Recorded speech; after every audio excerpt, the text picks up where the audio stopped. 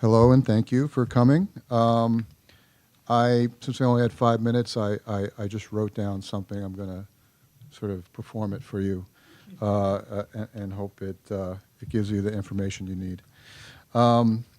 So my name is Peter Catapano, and I'm the editor of The Stone, which is a New York Times philosophy and opinion series, and the lead teacher of The Stone, a course for aspiring philosophers.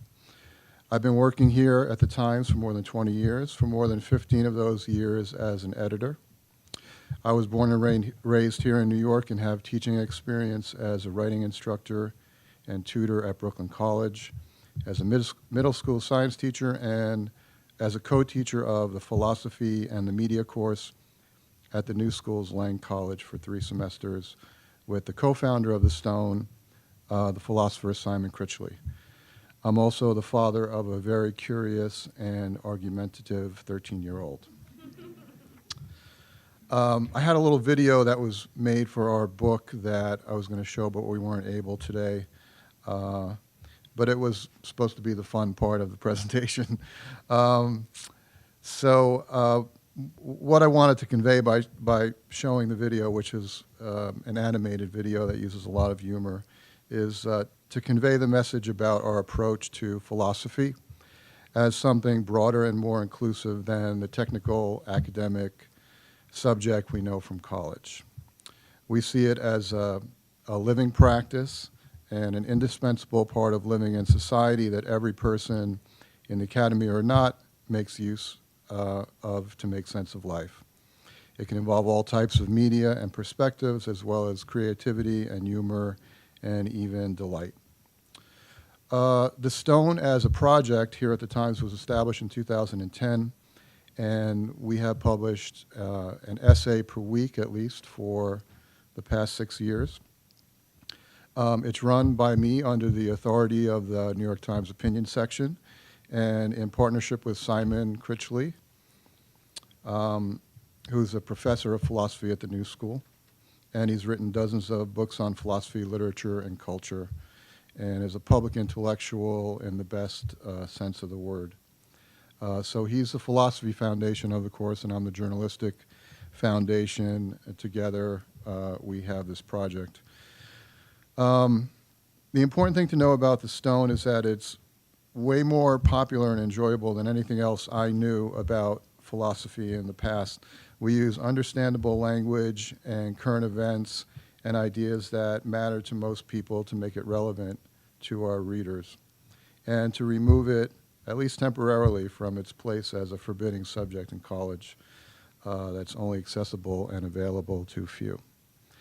In the class, we want to lay a basic groundwork for the history of philosophy, as it's usually taught, from Socrates to Plato to the present day.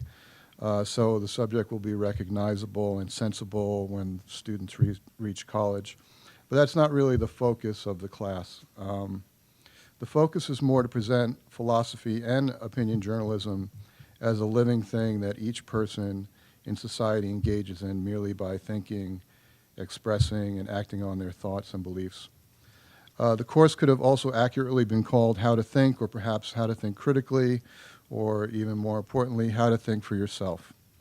We will convey how to separate fact from fiction, emotion from logic, and fighting from respectfully arguing. We're going to ask students to dig for facts, support their ideas, challenge our ideas, and form and express those ideas in speaking and writing. The subtitle for the course is Question Everything, which is something teenagers tend to do naturally, but not always in incisive or productive ways. Learning how to think philosophically is a tool to be used in the development of character and that basic human impulse to ask why.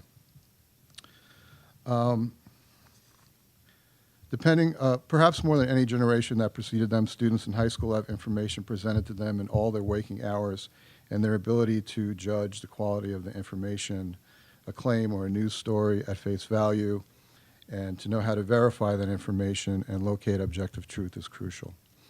Depending on availability for the trips in class, they may include historical bookstores, music performances, museums, perhaps theaters or libraries. There'll be regular writing, and students are going to produce stone-like pieces at the end of the term, which we are going to put together for publication, and we'll offer guidance on how to put them together, how to engage the readers, and give them guidance on how they might get it published if they want to pursue that after.